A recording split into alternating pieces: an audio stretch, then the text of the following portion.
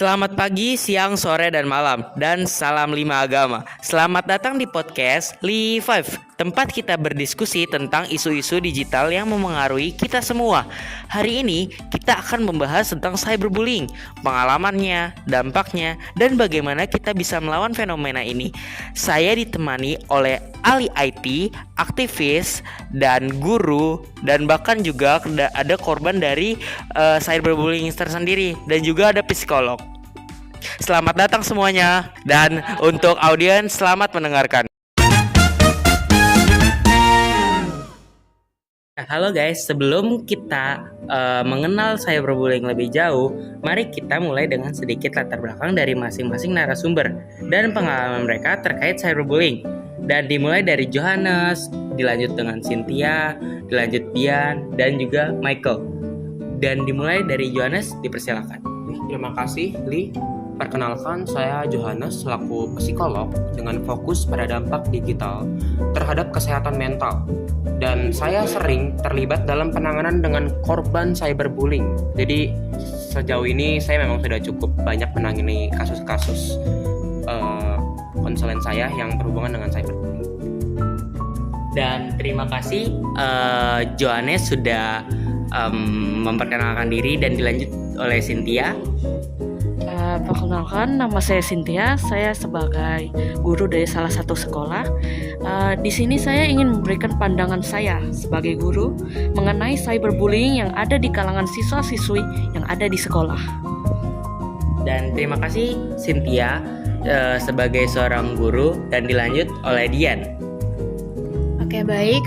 Perkenalkan, saya Dian. Saya merupakan seseorang yang berada di organisasi aktivis yang berusaha untuk memperjuangkan kebijakan yang lebih ketat terhadap cyberbullying dengan tujuan untuk melawan masalah yang semakin merajalela ini, yaitu cyberbullying. Ya, salam kenal ya Dian. Dan dilanjut oleh Michael. Oke, halo semuanya. Jadi perkenalkan, nama saya Michael. Saya hanya seorang teknologi entusias yang di sini untuk membicarakan tentang cyberbullying dan kaitannya dengan teknologi lebih jauh. Terima kasih kepada seluruh narasumber yang terhormat pada kesempatan kali ini sudah memperkenalkan diri, dan juga kita akan melanjutkan segmen berikutnya, yaitu membahas tentang adanya cyberbullying. Dan untuk beberapa narasumber di sini kita akan menggali ilmu tentang cyberbullying. Dimulai dari Johannes untuk menyampaikan apa pendapatmu tentang cyberbullying. Untuk Johannes dipersilakan. Saya berbicara berdasarkan sudut pandang ilmu psikologi ya. Dalam ilmu psikologi, cyberbullying adalah peristiwa tidak mengenakan yang diterima oleh suatu orang. Istilah ini juga digunakan saat seseorang atau suatu kelompok dengan sengaja melukai orang lain, baik dalam bentuk tulisan, visual, gambar, dan atau juga bisa melalui komunikasi oral menggunakan teknologi informasi dan komunikasi. Perlu di-highlight ya, ditekankan, menggunakan teknologi informasi. Berarti dengan kata lain sama artinya dengan dunia digital. Makanya namanya itu cyberbullying. Berarti dilakukan di dunia maya, yang tentunya bagian dari teknologi informasi. Di sini, di dunia maya atau cyberbullying, tindakan cyberbullying juga terjadi secara lebih luas, rentan terjadi, bisa dilakukan oleh siapa saja, dan secara anonim. Bentuk-bentuk cyberbullying itu perlu diingat juga ada banyak. Bisa berupa flaming, yaitu mengirimkan pesan teks dengan kata-kata penuh amarah, makian, ataupun ejekan. Bisa juga mengancam, frontal, dan kalimat kasar. Fitnah atau gosip, yaitu menyebarkan isu-isu yang tidak benar terkait korban. Lalu menyebarkan gambar, foto, atau video korban yang bertujuan untuk mempermalukan korban. Mengambil, menggunakan, dan menyebarkan informasi personal tanpa persetujuan. Dan ini di-highlight kembali, saya tekankan kembali, tanpa persetujuan. Berbeda dengan orang-orang yang misalnya emang bercanda. Misalnya saya memposting foto dia untuk ulang tahun, dan orang ini tahu dan terima-terima saja. Itu berarti kedua belah pihak menerima. Dan di sini kan dia tidak tanpa persetujuan ya, tanpa adanya persetujuan. Berarti orang itu tidak tahu dan bisa saja dia tidak terima. Makanya tadi saya di awal bilang peristiwa tidak mengenakan yang diterima oleh seseorang. Terima kasih Johannes akan pengetahuannya tentang cyberbullying. Dan kita bisa lanjut kepada narasumber kita yang selanjutnya, yaitu Cynthia. Bagaimana dengan pengetahuan Cynthia tentang cyberbullying ini?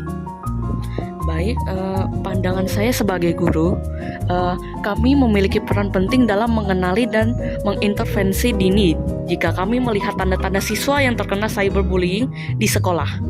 Kami berupaya mengedukasi siswa tentang empati dan dampak dari tindakan mereka secara online.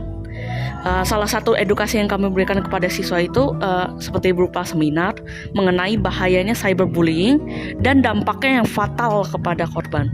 Selain itu, di setiap sekolah juga ada yang namanya BK, bimbingan konseling. Lewat bimbingan konseling ini, siswa dapat menceritakannya kepada salah satu guru yang ada di BK dan mendapat masukan. Selain itu, peran orang tua juga sangat penting bagi korban ini. Terima kasih Cynthia atas pengetahuannya tentang cyberbullying. Dan selanjutnya akan dilanjutkan oleh Dian. Bagaimana pendapat Dian tentang apa itu cyberbullying? Oke, baik. Menurut saya ya tidak jauh beda dengan pendapatnya Johannes ataupun Cynthia ya. Sebagai seorang aktivis sendiri, cyberbullying itu sebuah aktivitas yang melibatkan penggunaan teknologi dan platform daring untuk menyebarkan pesan atau perilaku yang merugikan, mengancam, atau bahkan merendahkan seseorang secara emosional atau psikologis. Nah, ini juga bisa termasuk pengiriman pesan berbau kebencian, menyebarkan informasi pribadi, atau bahkan membuat meme atau gambar yang menyerang, atau juga menggunakan teknologi AI untuk perbuatan yang tidak beretika. Terima kasih juga untuk Dian. Dan selain dilanjutkan oleh Michael sebagai ahli teknologi, mungkin bisa menjelaskan tentang apa itu cyberbullying. Untuk Michael, dipersilakan. Oke, dari sisi teknologi sendiri, cyberbullying ini bisa diartikan seperti perilaku intimidasi, ancaman, atau pelecehan yang dilakukan melalui media digital seperti pesan teks, media sosial, atau surel. Ini bisa mencakup penghinaan, penyebaran gosip palsu, atau hoax, nama lainnya, atau ancaman secara online yang dapat menyebabkan stres dan kerugian emosional bagi korban. Nah, pada zaman dahulu ini kita kan tahu ya, bully ini dilakukan secara langsung dan itu berdampak pada fisik dan mental korban. Tapi kalau di zaman sekarang itu berbeda. Cyberbullying ini kenanya itu lebih ke mental saja, tapi itu bisa malah lebih bahaya. Kenapa bahaya? Karena itu dilakukan secara anonim dan itu tidak sulit untuk diketahui. Maka oleh karena itu para ahli teknologi sedang berusaha untuk mencari suatu teknologi yang dapat mendeteksi hal tersebut untuk mengurangi cyberbullying yang terjadi di masyarakat. Terima kasih Michael sebagai ahli teknologi, dan terima kasih juga kepada narasumber lainnya seperti Dian, sang aktivis, dan juga tim Johannes sebagai psikolog, dan juga Cynthia sebagai guru.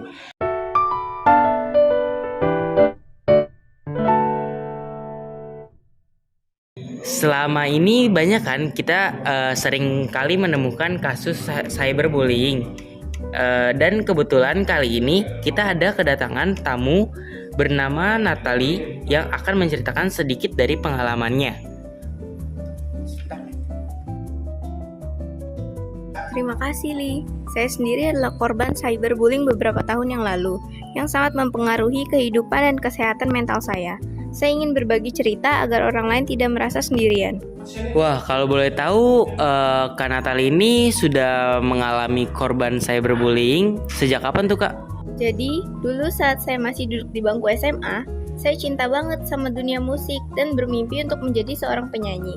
Di media sosial pribadi saya suka membagikan video-video yang saat saya bernyanyi. Awalnya tuh orang-orang memberikan respon-respon yang baik dan positif. Namun tidak lama setelahnya muncul komentar-komentar negatif yang mulai bikin saya nggak nyaman dan sakit hati. Komen-komen yang menyakiti itu mulai memenuhi kolom komentar di setiap unggahan video bernyanyi saya. Awalnya mereka mengejek suara saya. Lama-kelamaan mereka mulai mengejek penampilan saya juga. Saya merasa hancur dan terjebak dalam lingkaran rasa cemas dan takut. Setiap hari di sekolah itu rasanya nggak aman dan nggak nyaman. Saya selalu merasa semua orang gak suka sama saya dan selalu menatap saya dengan tatapan yang menghakimi. Saya selalu takut buat pergi ke sekolah dan menjalani keseharian saya di sekolah. Selain itu, saya juga takut untuk membuka media sosial pribadi saya. Wah, dengan cerita yang sudah tadi Kak Natali sampaikan, itu cukup berdampak ya pada kehidupan sehari-hari. Mungkin dari keempat narasumber ini akan memberikan saran atas kasus tersebut, dimulai dari Johannes dan juga dilanjutkan oleh Cynthia sebagai guru, dan juga dilanjutkan oleh Dian sebagai aktivis, dan juga terakhir akan diberikan saran oleh Michael. Ya, cyberbullying memang bisa meninggalkan luka yang mendalam ya. Dan kita nggak bisa untuk menutup fakta ini. Bahkan sudah dibuktikan barusan oleh Kak Natali ya. Barusan dia bercerita kalau tindakan cyberbullying yang diterima dia tuh sampai mempengaruhi kehidupan bahkan mentalnya dia. Dia tuh ngerasa orang-orang benci, semua orang benci sama dia, menatap dia dengan wajah yang tidak menyenangkan gitulah menurut dia. Nah, dampaknya ini juga gak semata-mata cuma berjalan 1-2 hari atau seminggu lah. Bahkan bisa lama banget dan bahkan bisa sampai seumur hidup. Termasuk gangguan kecemasan dan depresi. Saya udah banyak yang ngelihat kasus-kasus lainnya di luar sana ya, terkecuali kasus dari Kak Natali. Orang-orang tuh yang depresi karena kena jadi korban cyberbullying tuh ada beberapa yang bahkan sampai meninggal bunuh diri. Itu menurut saya memang dampaknya sangat luar biasa, fantastis ya. Penting bagi kita juga untuk mengenali tanda-tandanya dan berbagai cara untuk mendukung korban. Untuk mencegah supaya keadaan korban itu tidak jatuh jauh semakin memburuk, bahkan sebisa mungkin sedari dini sudah merasa tidak enak gitu ya, karena ada tindakan cyberbullying itu, sebisa mungkin tuh dibawa ke psikolog aja. Ini maksud saya bukan promosi atau gimana ya, karena saya psikolog.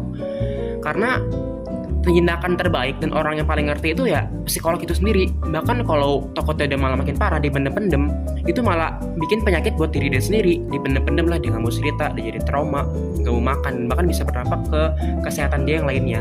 Bisa sampai dibawa ke psikiater yang jauh lebih, yang notabene tuh nanganannya tuh lebih lanjut lagi dan bahkan harus minum obat-obatan. Atau kalau misalnya memang tidak memungkinkan atau kurang memungkinkan, bisa juga kok cerita ke orang terpercaya dan terdekat, itu juga sudah oke.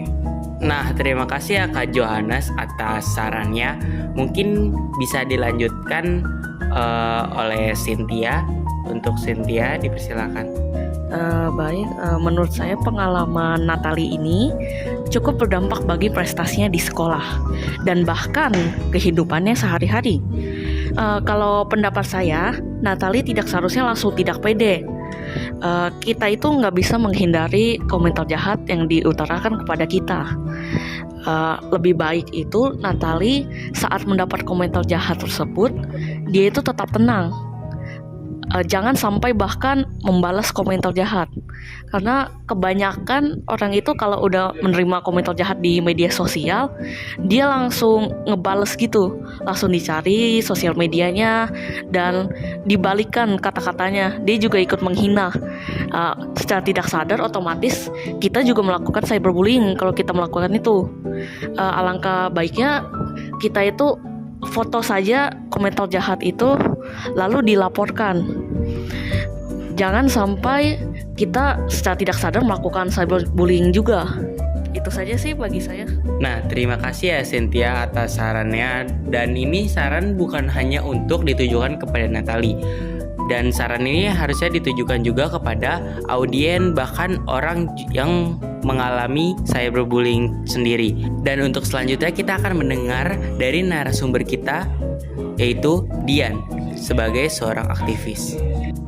Ya, sebagai seorang aktivis anti cyberbullying, saran saya terhadap cerita Kak Nata ini, ya yang pertama-tama kita harus meningkatkan kesadaran publik akan dampaknya tersebut. Jadi pendidikan tentang cyberbullying itu harus dimulai sejak dini di sekolah-sekolah untuk mengajarkan etika online dan pentingnya memperlakukan orang lain dengan menghormati, bahkan di dunia maya. Nah, selain itu juga saya percaya bahwa penting untuk mendorong platform media sosial dan perusahaan teknologi untuk bertanggung jawab secara lebih aktif. Mereka harus mengembangkan dan menerapkan kebijakan yang ketat terhadap konten berbahaya dan agresif. Jadi algoritma perusahaan teknologi itu juga harus ditingkatkan untuk mendeteksi dan menangani kasus cyberbullying dengan lebih efektif. Nah, saya juga ingin sekali mendesak pemerintah untuk mengambil langkah-langkah konkret dalam melawan cyberbullying. Nah, ini termasuk juga menerapkan undang-undang yang jelas dan efektif, serta meningkatkan kapasitas lembaga penegak hukum untuk menangani kasus-kasus ini.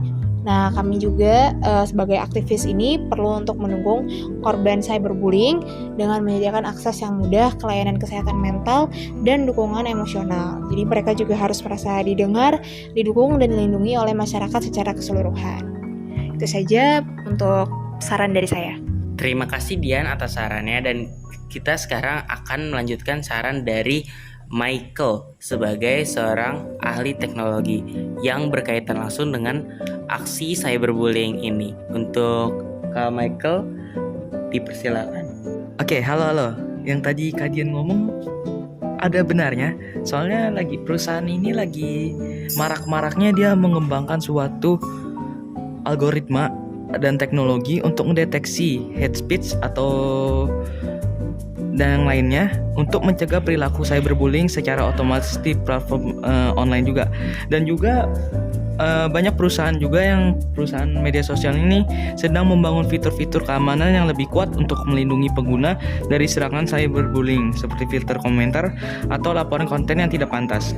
Dan juga sedang dilakukan pendidikan dan pelatihan para ahli teknologi agar para ahli teknologi ini dapat berperan lebih baik dan menghasilkan sebuah teknologi yang lebih baik lagi untuk masa depannya untuk menghindari cyberbullying ini. Nah, terima kasih ya Michael, sang ahli teknologi, atas sarannya.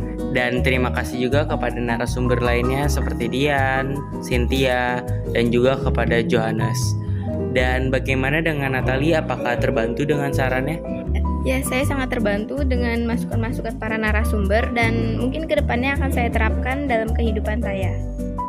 Dan terima kasih kepada Kak Natalie sudah berbagi pengalaman. Mungkin Kak Natalie punya tips and trick untuk orang-orang yang masih mengalami cyberbullying ini. Dan untuk lepas dari cyberbullying, gimana sih Kak caranya? Mungkin Kak Natalie bisa sedikit mengasih saran. Untuk tips and triknya, pada saat saya mendapatkan komen jahat, awalnya saya tidak pede. Lalu saya memutuskan untuk bercerita ke teman atau orang yang saya percaya mengenai masalah ini. Setelah bercerita ke orang yang saya percaya, saya merasa lebih lega dan tenang. Saya juga melaporkan komentar jahat tersebut sesuai masukan teman saya itu. Selanjutnya untuk saran, bagi teman-teman yang terkena cyberbullying juga, kalian harus berani untuk speak up apa yang kalian rasakan dan alami, dan jangan takut untuk melaporkannya ke pihak yang berwenang. Wah, terima kasih Natalie atas sarannya. Semoga para audien ini terbantu atas saran dari Natalie.